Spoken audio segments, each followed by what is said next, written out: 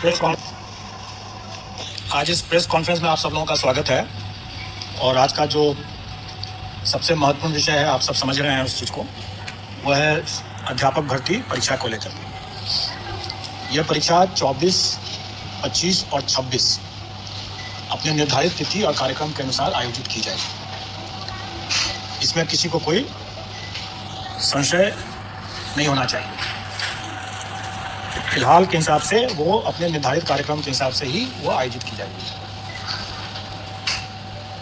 जो भी अभ्यर्थी इसमें आवेदन दिए हैं वो सभी के सभी इसमें भाग लेने के लिए अधिकृत हैं, वो भाग ले सकते हैं। आप सब लोगों को जानकारी दे दूं कि हम लोग परीक्षा के स्टेज पर हम किसी भी अभ्यर्थी की पात्रता या उसकी पात्रता नहीं है, इसकी जांच नहीं करते हैं। स्व घोषणा आधारित वो जो भी अपना तथ्य आवेदन में दिए हैं, हम उसको स्वीकार करते हैं और उसके हिसाब से हम उसे परीक्षा में भाग लेने के लिए अनुमति देते हैं, एडमिट कार्ड इशू करते हैं। और एक बार जब उनको एडमिट कार्ड इशू हो गया तो वो परीक्षा में भाग ले सकते हैं।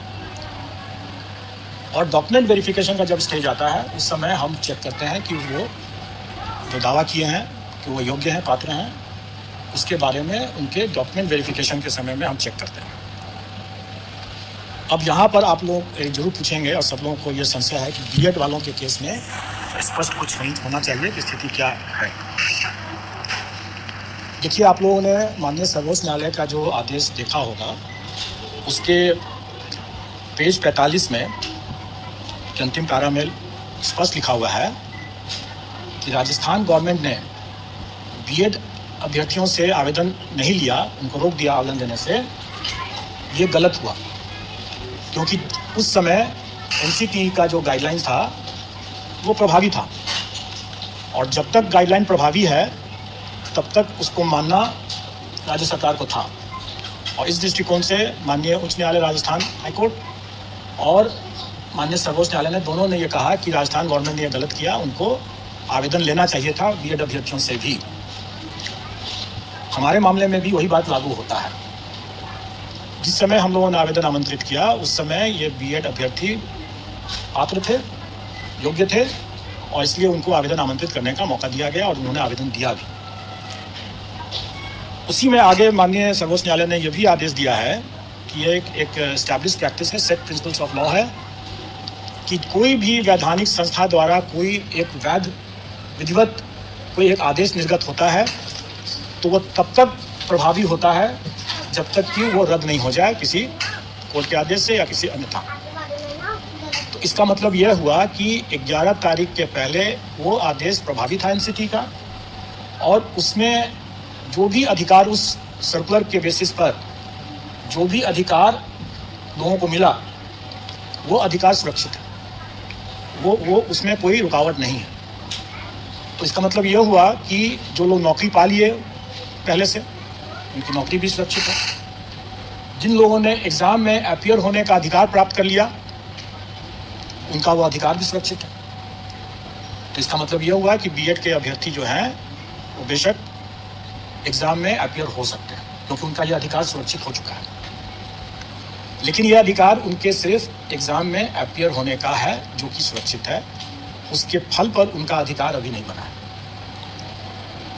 परीक्षा फल के अधिकार के बारे में इसमें हमारे विज्ञापन में भी ये अंकित है कि कोई भी निर्णय एनसीटी के परामर्श से जो राज्य सरकार जो निर्णय करेगी वही मान्य होगा। क्योंकि हम लोग एनसीटी से गाइडेड होते हैं, और जैसा कि मैंने पहले बताया कि पेज 45 सुप्रीम कोर्ट के ऑर्डर के राइट में कि राजस्थान सरकार को भी एनसीटी के आदेश को मानना चाहिए था, क्योंकि वो उस समय प्रभावी था, और हम लोग भी उसी को मानते हैं। और एनसीटी का गाइडलाइन जो भी रहेगा, राज्य सरकार का जो भी उस पर जो निर्णय होगा वही अंतिम निर्णय होगा, वही मान्य होगा। ये सबको मानना है। तो इसके संबंध में जब स्थिति आएगी कि परीक्षा फल के संबंध में कि उनकी पात्रता बनती है कि नहीं बनती है, इसके संबंध में जो भी निर्णय होगा वो उस समय उसके परीक्षा फल को प्रभावित करेगा। अब एक जैसा आप लोगों ने पाया ही होगा कि माननीय सर्वोच्च न्यायालय ने राइट टू एजुकेशन को राइट टू क्वालिटी एजुकेशन आप लोगों के मन में जरूर उठता होगा कि जब इतना संशय है तो फिर अभी परीक्षा को क्यों नहीं टाल दिया जाए? स्वाभाविक है, ये सबके मन में ये सवाल उठेगा और इसका उत्तर भी माननीय सर्वोच्च न्यायालय के इसी आदेश में छुपा हुआ है।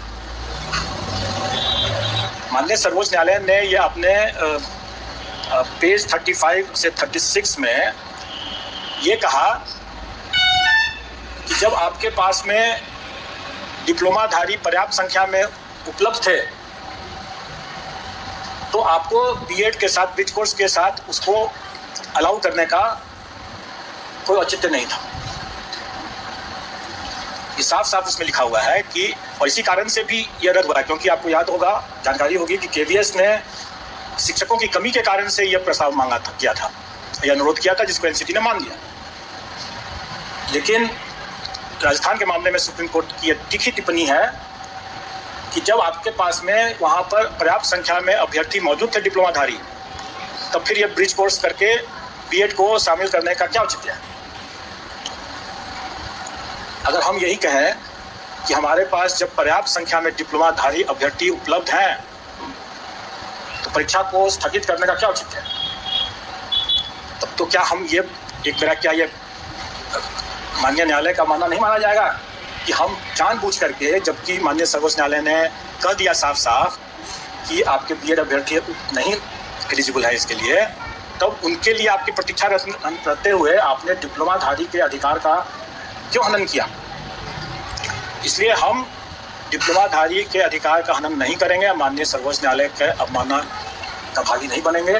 माननीय सर्वोच्च न्यायालय ने जिस तीखी टिप्पणी को अपना आधार बनाया है, हम उसी तीखी टिप्पणी के आलोक में ये कहेंगे कि हम परीक्षा को नहीं टालेंगे।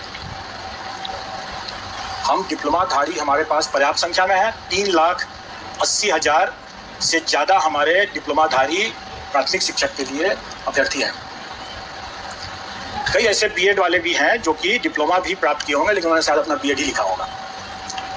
हमारी वैकेंसी से, रिक्ति से 5 गुना ज़्यादा अभ्यर्थी मौजूद हैं। हम कभी भी इसको इग्नोर नहीं कर सकते हैं, इस तथ्य को, खास करके माननीय सर्वोच्च न्यायालय के इस तीखी टिप्पणी के आलोक में, और हम इसको परीक्षा को कोई पोस्टपोन नहीं करेंगे। तो ये तो बहुत स्पष्ट बात हो गई, और मैंने बता दिया कि बीएड अभ्यर्थी भी भाग ले सकते हैं क्योंकि उनका अधिकार सुरक्षित हो चुका था, लेकिन उनका परीक्षा फल प्रभावित होगा उनके खुद अपने लीगल रिकॉर्ड्स को देखते हुए कि वो क्या पुनर्विचार याचिका दायर करते हैं या नहीं करते हैं, या एनसीटी या राज्य सरकार क्या निर्णय लेती है। और जैसा मैंने भी बताया कि ये निर्णय कि वो पात्र है या नहीं पात्र है, ये हम डॉक्यूमेंट वेरिफिकेशन के समय करते हैं। उसके पहले हम मान के चलते हैं कि जो भी उन्होंने दावा किया है वो सही है, और हम उसके हिसाब से अपना मेरिट लिस्ट बनाते हैं। लेकिन रिजल्ट हम, स्वाभाविक है, रिजल्ट हम तभी डिक्लेयर करेंगे जब वो पात्र होंगे। अगर वो पात्र नहीं होंगे तो हम उनका रिजल्ट डिक्लेयर नहीं करेंगे, और वैसी स्थिति में उनका एक चांस व्यतीत नहीं माना जाएगा। क्योंकि ये भी संशय था लोगों के मन में कि अगर हम एग्ज़ाम दे देते हैं और मेरा एक चांस बेकार चला जाएगा, अपना रिजल्ट नहीं देंगे। जब हम रिजल्ट ही नहीं देंगे तो हम उनका एक चांस भी नहीं मानेंगे।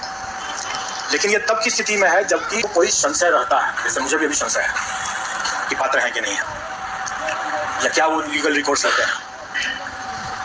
लेकिन अगर ये क्लियर अगर हो जाता है और उसके बावजूद जानते बूझते अगर वो अपीयर होते हैं, तब उसको हम उनके चांस को व्यतीत मानेंगे। जैसे कि हम लोगों ने अपीयरिंग कैंडिडेट्स के लिए, जैसे सीटेट अपीयरिंग कैंडिडेट्स के लिए या बीएड अपीयरिंग कैंडिडेट्स के लिए कोई भी परीक्षा में जो हम अनुमति दे रहे हैं, तो भली भांति जानते हैं कि वो अपना एक चांस को एग्जॉस्ट कर रहे हैं, चाहे वो सीटेट क्वालिफाई करते हैं या नहीं करते हैं, वो अपने एक चांस को व्यतीत करते हैं, क्योंकि भली भांति वो जानते बूझते वो अपीयर हो रहे हैं, इसलिए उनका चांस व्यतीत माना जाएगा। लेकिन इस पर्टिकुलर मामले में, बीएड के मामले में, अगर संशय बना रहता है और अगर हम उनका परीक्षा फल नहीं घोषित करते हैं, रोक के रखते हैं, तो उनका चांस भी व्यतीत नहीं माना जाएगा, और उनका 3 चांस हट।